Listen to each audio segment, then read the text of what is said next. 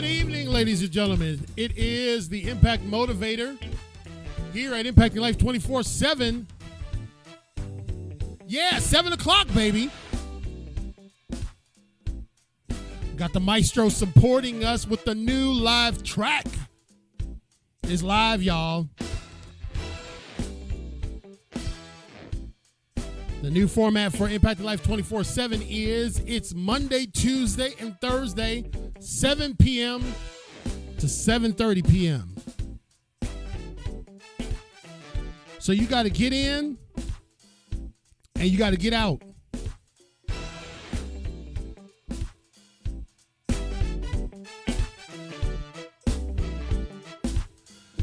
The maestro on the music.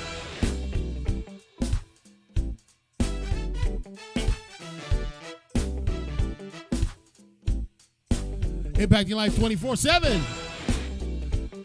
We are coming to you live from the High Definition Studios here in Impactville. CL King sitting atop the Ruth E. Plowden Legacy Chair. What you say, maestro?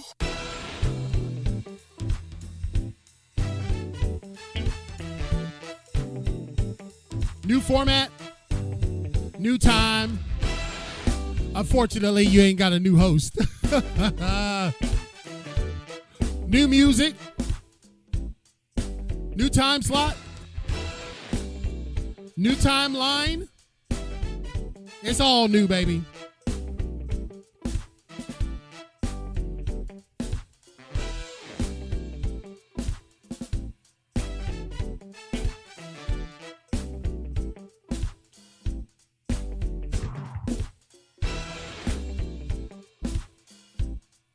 So we want to welcome everybody to the ever-growing, steadily moving, Impacting Life 24/7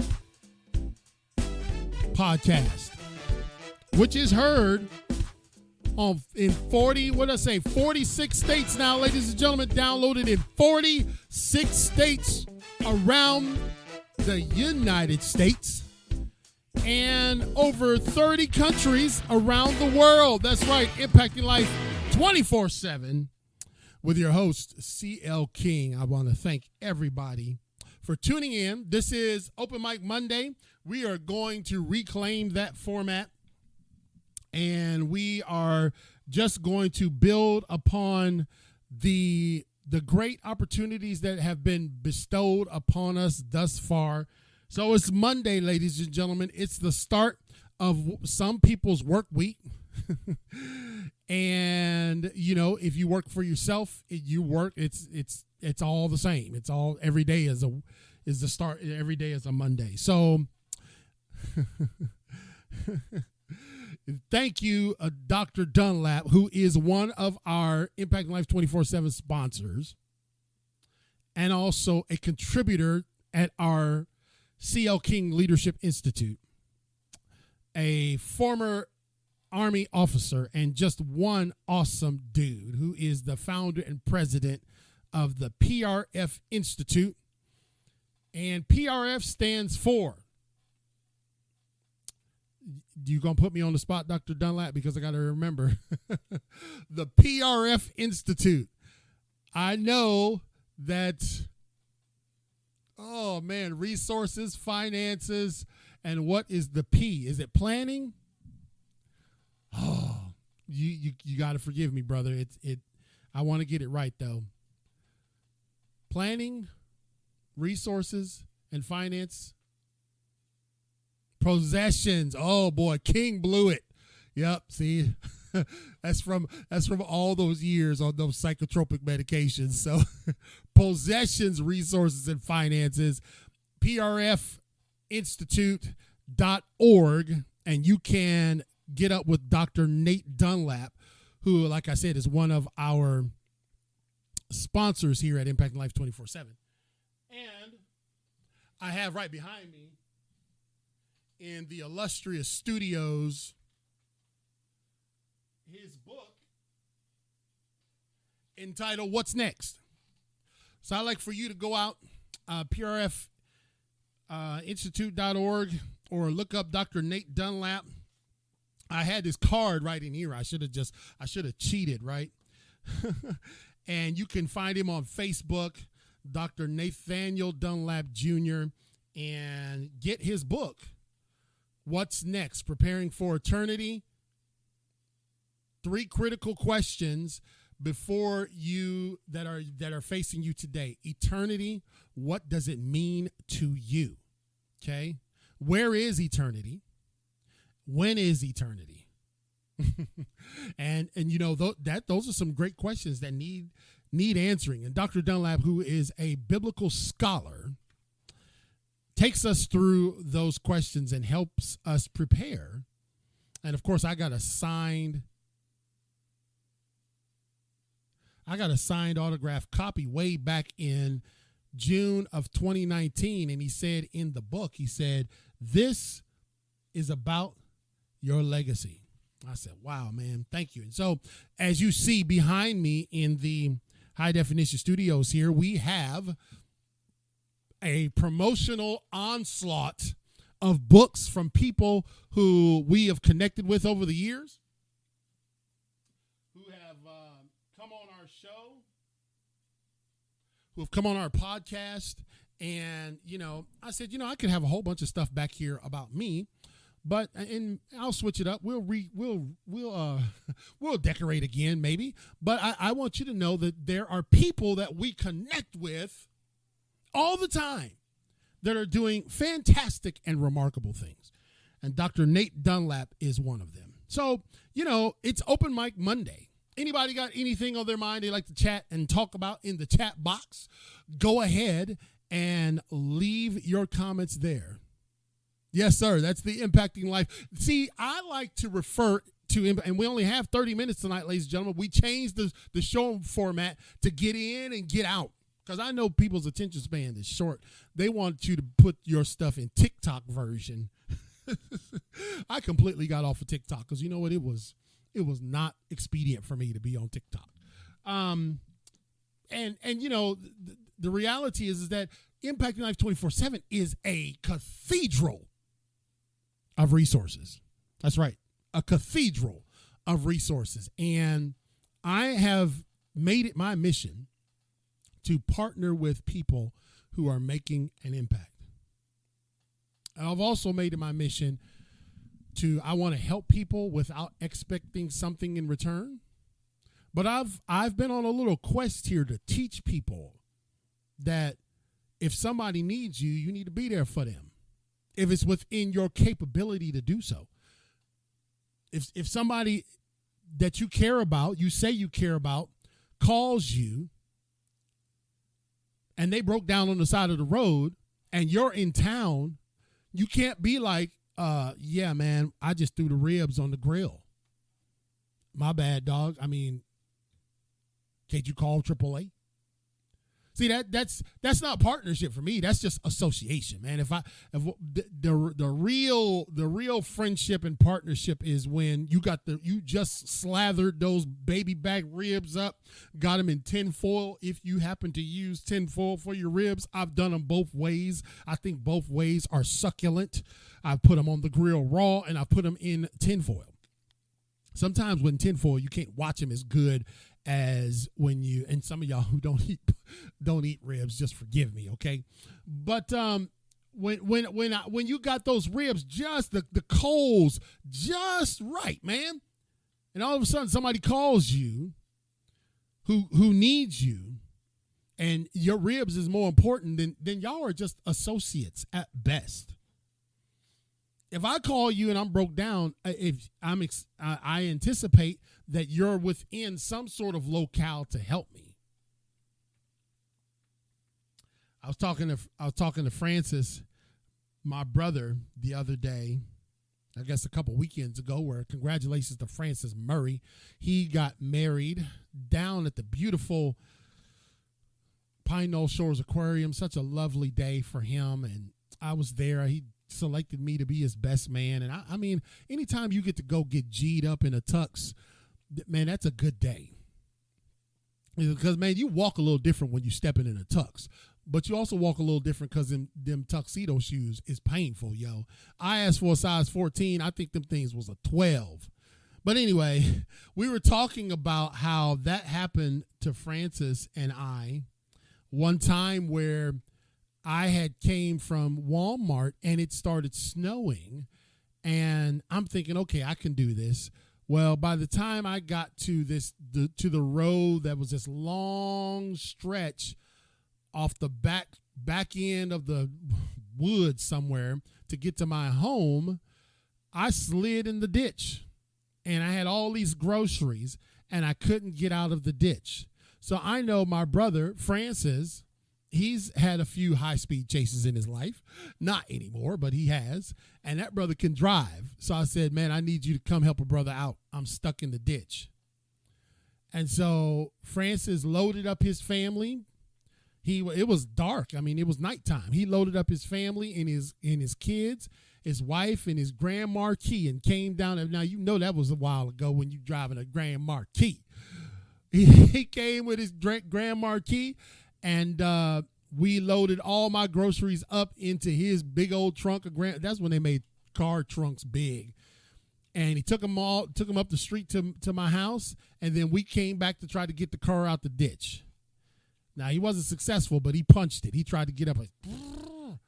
But you know what? The moral of the story is that he was at his home resting. It was snowing. It was a risk to him. And he said, I have a brother who is in need. I have a brother who is in need. And so when you think about Open Mic Monday tonight, if you guys don't have any topics, I have one, and it kind of falls in line with this topic. You know, I don't want to get too preachy on you because, but I do want to tell you that there were two brothers in the Bible. One's name was Cain, and the other's name was Abel. And Cain slew Abel, or killed him. And the question came up. A couple questions came up.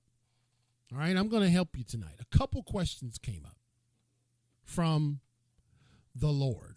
The first question, does anybody know what the first question after Cain slew Abel, what God asked? What was the first question God asked? Anybody know? I'll give you a few seconds to type in the chat or go look in your concordance. But the first question that God asked Cain after he killed his brother was a question to which he already knew the answer. Thank you, ladies and gentlemen, for tuning in to Impacting Life 24/7. This is Open Mic Monday, so in other words, we don't have a guest. We're not following necessarily a strict format, a regimented format. You're welcome to chime in and give me a topic you want to talk about. We'll talk about it, but we only have 30 minutes now. The show has been reduced from an hour to 30 minutes. Why is that? Because our team, all of our team is throughout the country, and they all work regular jobs. And so us having a show starting at 8:30, and then you've got post-production, and then you've got uploading, and you got all these requirements. I said, no, man, we don't want to continue to do this to our team. We've been at it strong now since 2019, but we want to be streamlined. We want to be agile. We want to be able to get what we need done in the realm of impact and then get out of the way. You know, sometimes churches go on forever, and there's really no need for it. All right, you didn't. The Holy Ghost done left, and y'all still lingering around. You can just go and get you a barbecue dinner and be done. So, when Cain slew his brother Abel, the question that was asked of him was, first question, where is thy brother? Where is thy brother? Where's your brother, Cain? The guy you killed, where's your brother? Now, that's an interesting question because it sometimes falls short of asking? And should we be that type of people that say, where is so-and-so when we haven't seen them? Where is such and such? If we're associated with them or we're connected with them or we collaborate with them, we haven't seen them around in some time, whether it be socially or whatever. God started the conversation by saying, hey, where is your brother?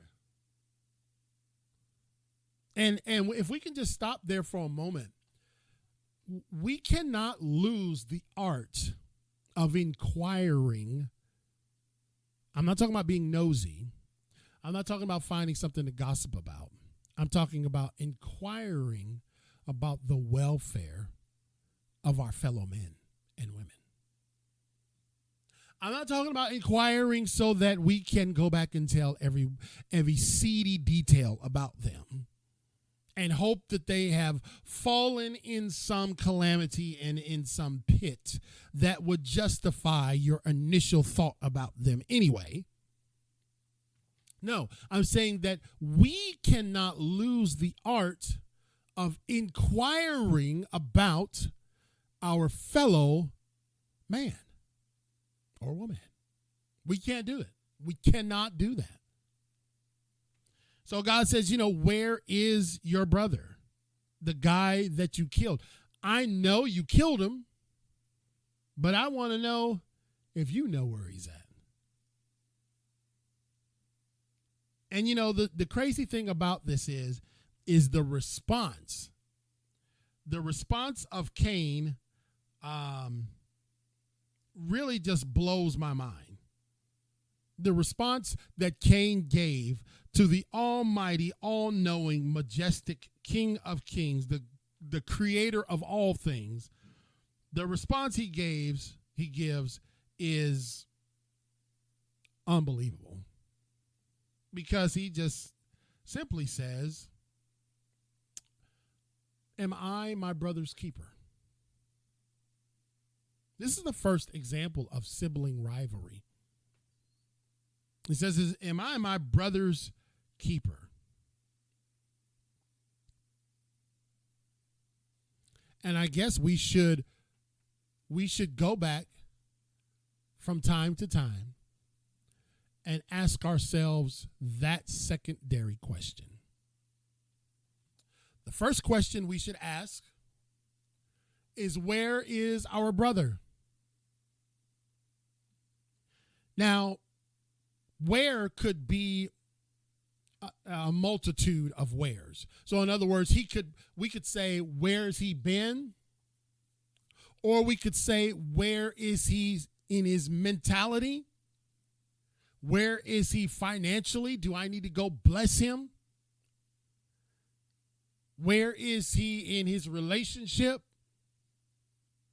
This is he or she, ladies and gentlemen. But we can't be so self-absorbed and so all-consumed that we can't ever inquire about the wellness of our brothers and sisters.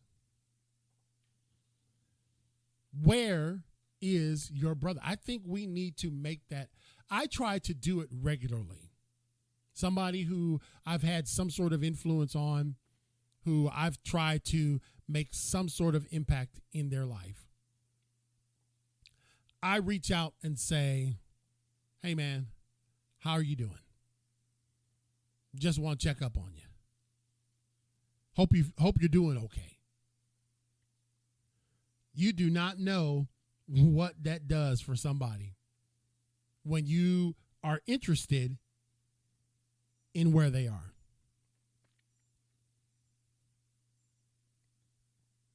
The second question we should ask is, am I my brother's keeper? That ain't none of my business. I ain't got nothing to do with that. I ain't got nothing to do with that. No. I'm not. He a grown man. She a grown woman. I ain't got nothing to do with that.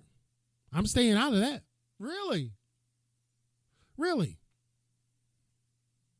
You ever thought about this? And I know this might be a evangelistic stretch, but you ever thought about maybe the time when you didn't kill them, but you lacerated them with your tongue? And then the question reverberates throughout antiquity. Am I my brother's keeper? When you've given them the cold shoulder, or you've seen them in the grocery store and you won't speak to them, or when you walk by them in the sanctuary and act like you don't know them. Am I my brother's keeper? See, because I know that Cain was looking for an easy way out. He grown. I'm here minding my business. Am I supposed to know what is going on in my brother's life? Yes. Because you were so involved with his life that you took it. And now all of a sudden you're pretending like you got amnesia.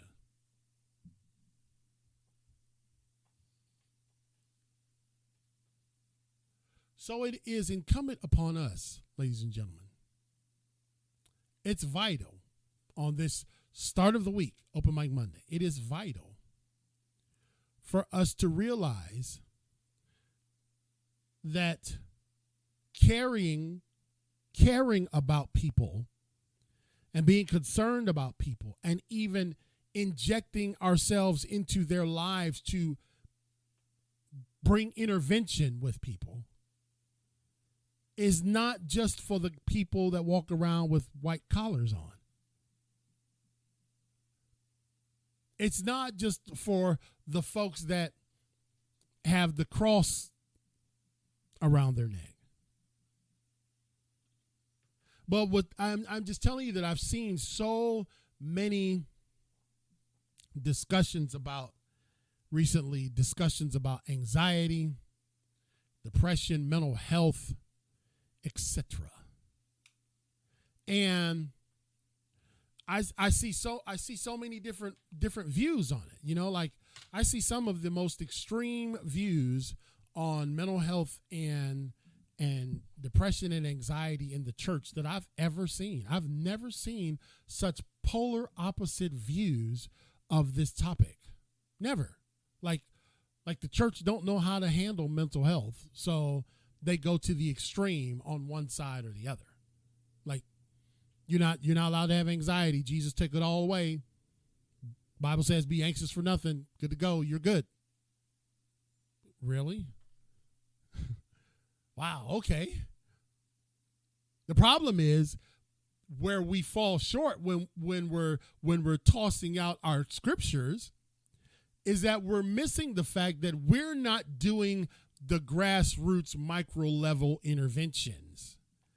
We're putting so much on Jesus. We're putting so much on God that we acquit ourselves of our actual responsibility to answer God's question. Where is your brother?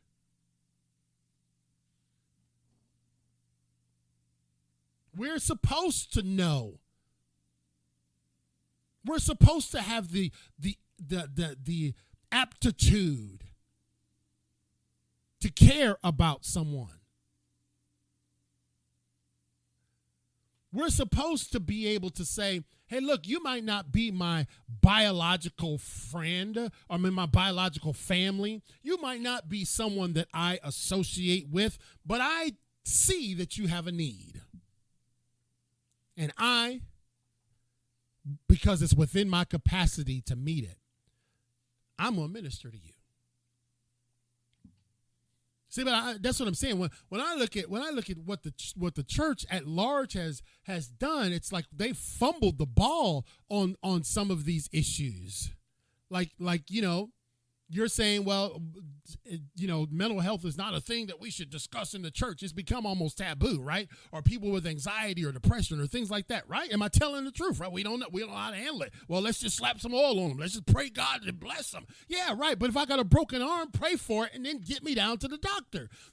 There's interventions that have to take place. And here's all I'm saying, ladies and gentlemen, is that when I look at this is Open Mic Monday, nobody gave me, Dr. Dunlap didn't give me a topic, so I chose one myself. How are you, Dr.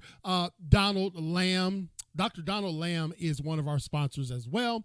You've probably seen me wear one of his shirts, Mama's Boy Event Planning and Coordinating. He is a tremendous man of God and a tremendous friend, and also a gold sponsor at Impacting Life 24/7. So we love and appreciate him. He is somebody who does what I'm talking about. Just out of the blue, Donald Lamb will send me a text. Hey, brother, praying for you. Thinking about you. Because see, when Cain was approached with it, God said, where's your brother? If you had not been so jealous of him and been more interested in his well-being, you would know where he is. But you slew him. Now you got to cover it up. See, and what I'm trying to tell us in the faith community and those that are in other communities is that we put so much on God for this thing. Like, well, God will handle it. God, when somebody tell me, man, pray for me. Man, I do pray for you, but then let me know what else I can do. We got some old couples that are friends with me, man, and they say, pray for so-and-so because my husband because of this and that and the other. I'm like, I'm praying for him, but I also want to know, do y'all need some groceries? Donald Lamb says mental health should be discussed. Heck, that's where some of us get our issues from. Oh, that is so true. Donald Lamb says, oh, that's good, folks. That's good right there. Donald Lamb says mental health should be discussed. Heck, that's where some of us get our issues from. Church folk. That is so right. And see, what I said earlier was we try to absolve ourselves from this. We try to shirk our responsibilities to actually know how to care for our fellow man who may be going through something that the olive oil ain't working for. All right? And so what we look at, if we look at the structure of the first church, if you study your history, they were everybody had all things in common. They took care of one another's needs. It wasn't about being nosy and knowing what Sister Sally doing or Brother Jerome doing. No. It was about, hey man, I really care. I'm here for you. And so when we talk about mental health, it's like the church is punted on that. Don't know what to do. Somebody come in church acting a little bit wayward. We gonna find the door for them. Hey, if you got Bible for that, okay. You can't just and we can't just dismiss it like it's not a real thing. Like I'm having a lady on our show next week. I'm gonna tag a bunch of people for this show because she's gonna talk to us. I've had someone on our show about dealing with grief before, but it's from a perspective of the griever. This lady is got a movement dealing with us that are supposed to support the griever. All right? Donald Lamb says, far too long, mental health issues have been swept under the rug. We want people to think we're perfect because we're church Christian folks. It needs to be addressed. Amen. Amen. Amen. Right? We got it together. We walk in with our broad phylacteries and our big, beautiful hats and our pimped out rides out front with no spots on the rims.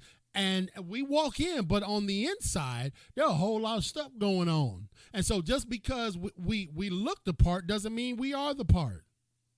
I'm 1 minute over, boy. I ain't supposed to go over on the inaugural show of Impacting Life 24/7. 30 minutes. That's it, ladies and gentlemen. The show is Monday night, Tuesday night, and Thursday night, 7 to 7:30. That's it. That's all you get of Impacting Life. Even when we have guests, we'll, of course, allow for the spirit to move if things go a little longer.